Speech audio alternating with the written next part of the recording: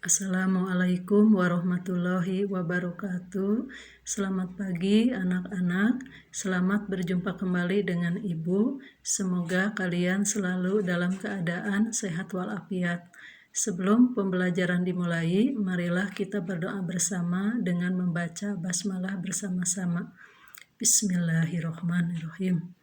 Nah, sekarang untuk pembelajaran IPA masuk pada pertemuan kelima. Materi yang akan dibahas tentang sistem perkembangbiakan tumbuhan dan hewan. Kompetensi dasar yaitu menganalisis sistem perkembangbiakan pada tumbuhan dan hewan, serta penerapan teknologi pada sistem reproduksi tumbuhan dan hewan. Nah, setelah pembelajaran reproduksi tumbuhan, diharapkan kalian dapat menjelaskan perkembangbiakan vegetatif, menjelaskan perkembangbiakan generatif, menjelaskan perbedaan perkembangbiakan generatif dan vegetatif, menyebutkan macam-macam perkembangbiakan vegetatif, mengidentifikasi bagian tumbuhan yang berperan dalam proses perkembangbiakan vegetatif, mengidentifikasi alat perkembangbiakan generatif, menjelaskan proses penyerbukan, mengidentifikasi macam-macam perantara penyerbukan, dan dapat menjelaskan proses pembuahan. Perkembangbiakan pada tumbuhan.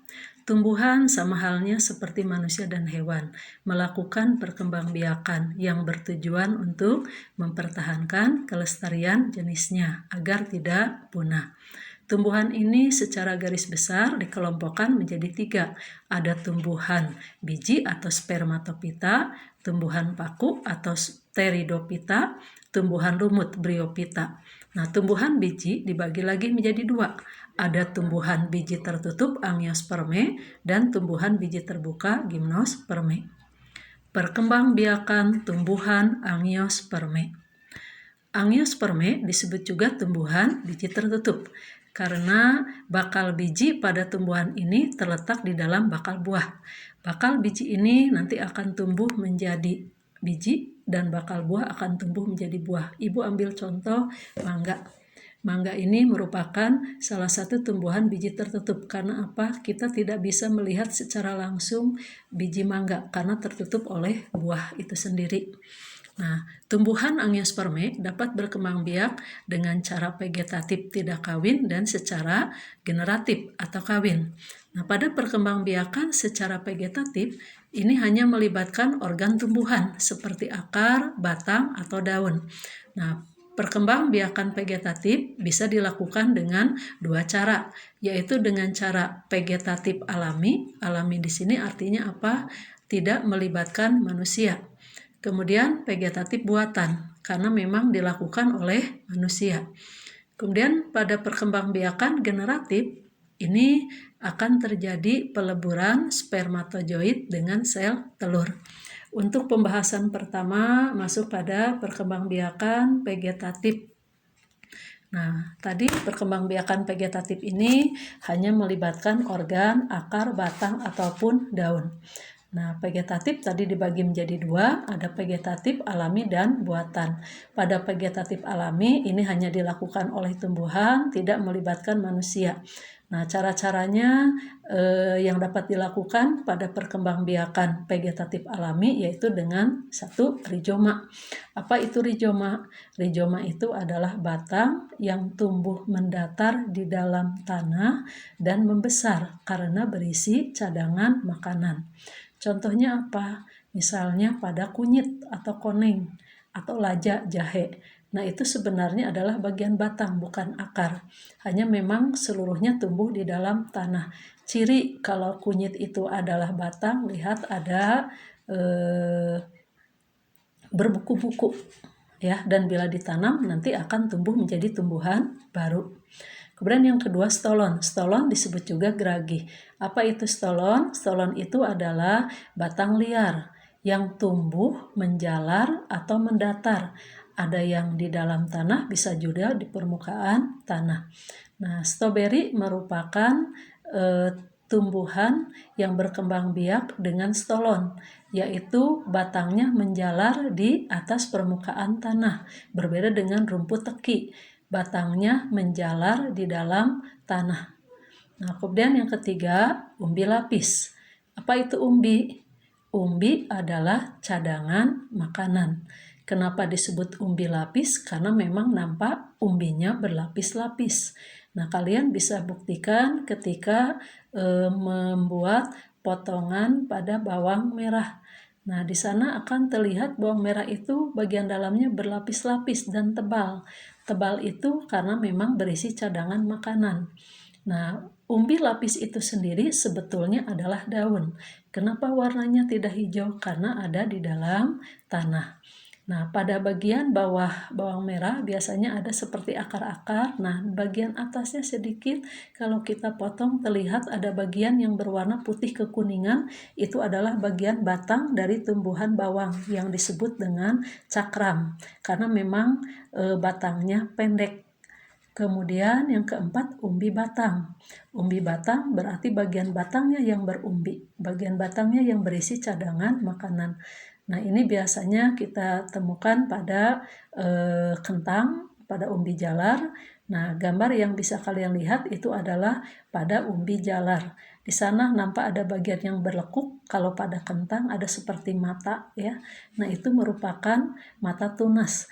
Pada bagian itulah nanti akan tumbuh bagian-bagian tumbuhan yang nanti akan tumbuh menjadi tumbuhan yang baru.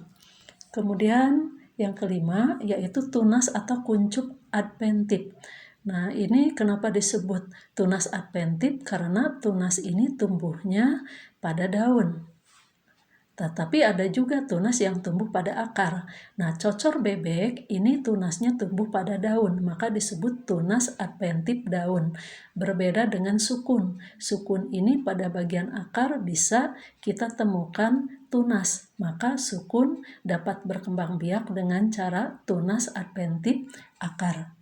Nah, kedua, masuk ke perkembangbiakan vegetatif buatan. Kenapa disebut vegetatif buatan? Karena memang dilakukan oleh manusia.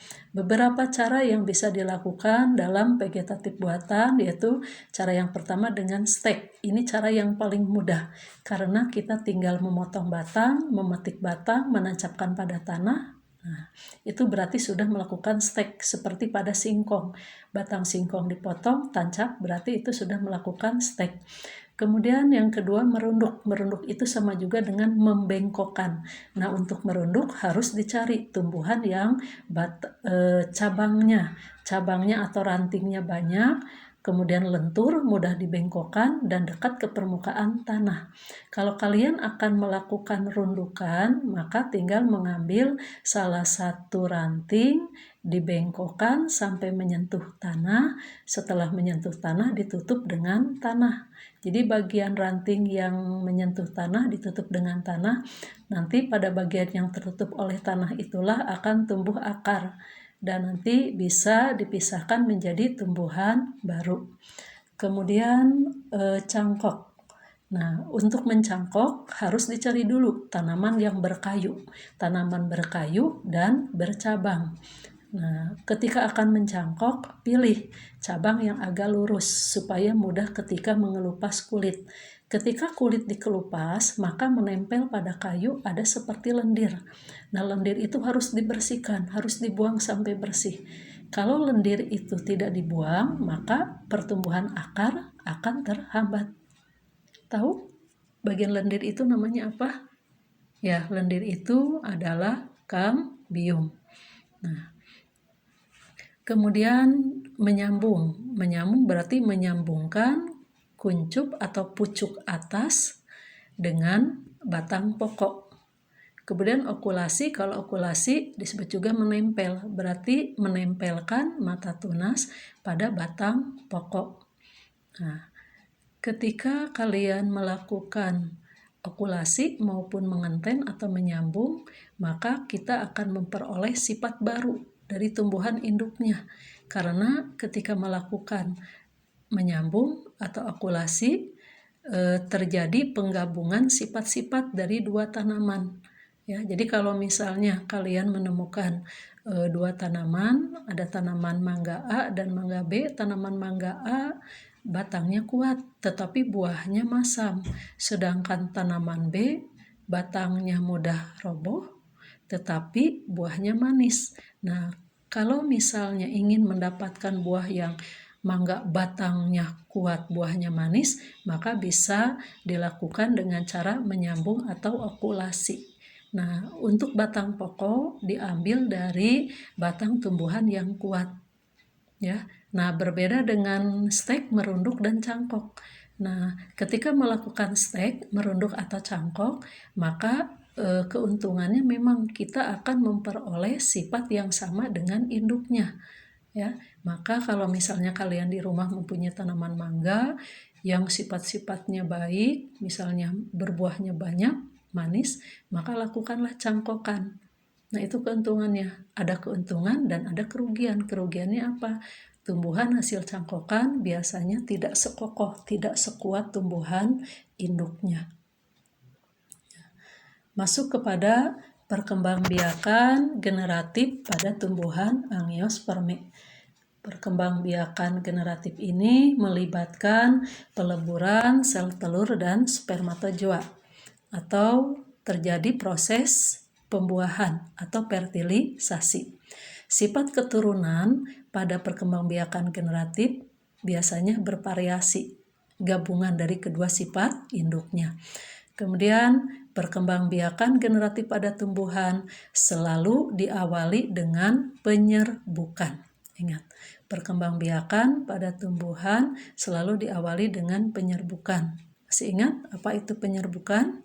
Ya, penyerbukan adalah peristiwa atau sampainya serbuk sari di atas kepala putik.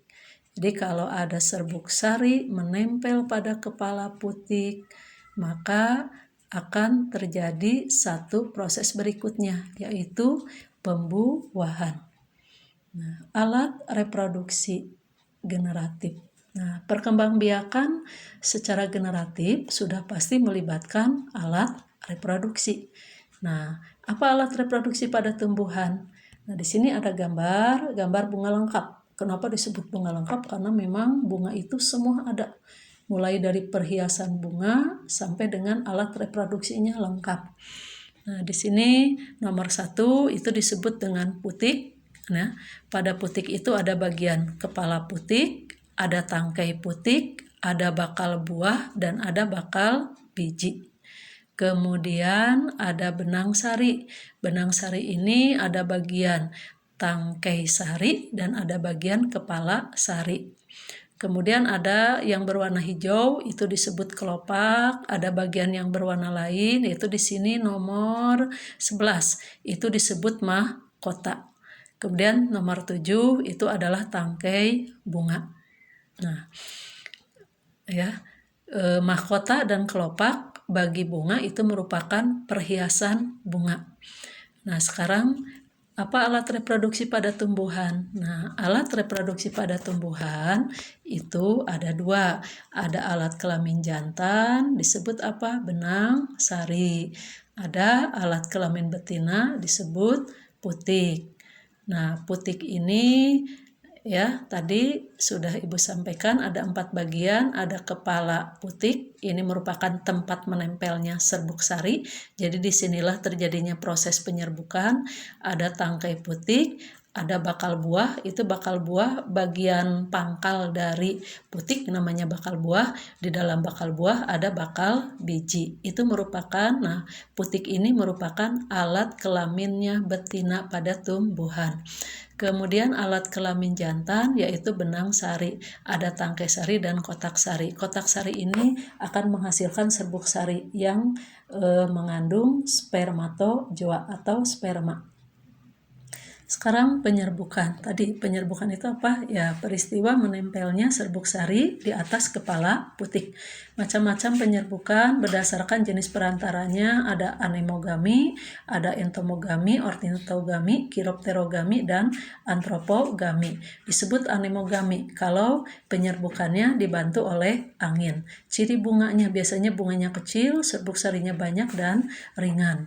Kemudian entomogami, penyerbukan ini dibantu oleh serangga. Biasanya bunganya menarik, berbau khas, menghasilkan nektar atau madu. Kemudian ornitogami kalau penyerbukannya dibantu oleh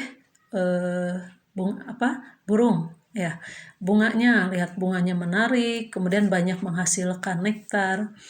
Ya. Kemudian kiropterogami. Kalau kiropterogami ini penyerbukannya dibantu oleh kelelawar. Sama biasanya bunganya menarik, berbau khas, biasanya mekar pada malam hari.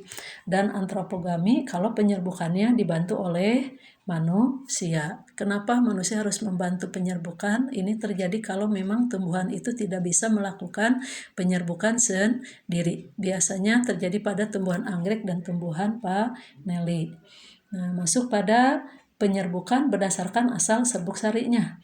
Nah, di sini ada gambar penyerbukan berdasarkan asal serbuk sarinya. Nah, ini penyerbukan berdasarkan asal serbuk sarinya dibagi menjadi 4, ada autogami, geitogami, allogami, dan bastar. Nah, pada autogami ini terjadi penyerbukan bila serbuk sarinya berasal dari bunga itu sendiri. Jadi autogami penyerbukan bila serbuk sarinya berasal dari bunga itu sendiri. Itu nomor 1. Kemudian geitogami. Geitogami ini serbuk sarinya berasal dari bunga lain, tetapi masih satu pohon atau masih satu tangkai. Allogami, serbuk sarinya berasal dari bunga tumbuhan lain, tetapi masih satu jenis. Misalnya ada 2 tumbuhan mangga, mangga A dan mangga B. Serbuk sari dari tumbuhan mangga A jatuh di atas kepala putik mangga B, maka disebut penyerbukan allogami. Kemudian bastar. Bastar ini berasal dari bunga lain, bunga tumbuhan lain yang berbeda jenisnya. Misalnya di rumah ada tumbuhan mangga dan ada tumbuhan jambu. Ternyata serbuk sari dari tumbuhan mangga itu jatuh di atas kepala putik tumbuhan jambu. Nah, maka disebut penyerbukan bastar. Nah, selesai penyerbukan, ingat setelah penyerbukan pasti terjadi pembuahan. Ya. Nah, pembuahan atau disebut juga fertilisasi. Pada tumbuhan biji tertutup, pembuahan ini terjadi 2 kali, maka disebut pembuahan ganda. Nah, ingat sebelum pembuahan terjadi proses penyerbukan.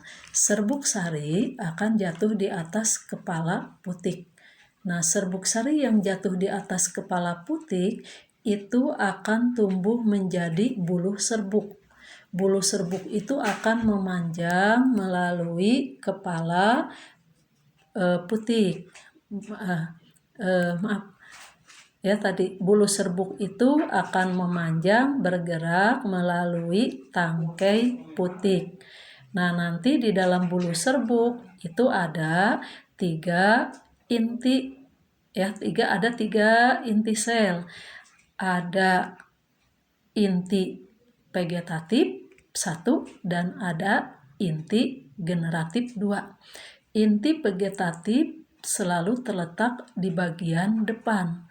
Fungsinya hanya sebagai penunjuk jalan bagi inti generatif agar bisa mencapai bakal biji. Ya.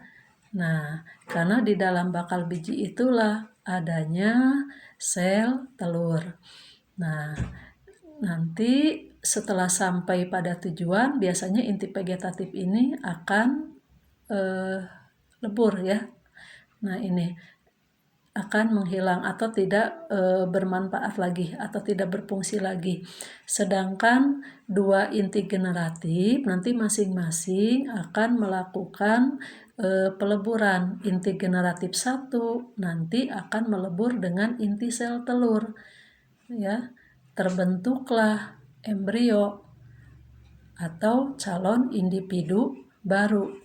Sedangkan inti generatif 2 itu akan membuahi inti kandung lembaga sekunder menjadi endosperma yang berfungsi sebagai cadangan makanan.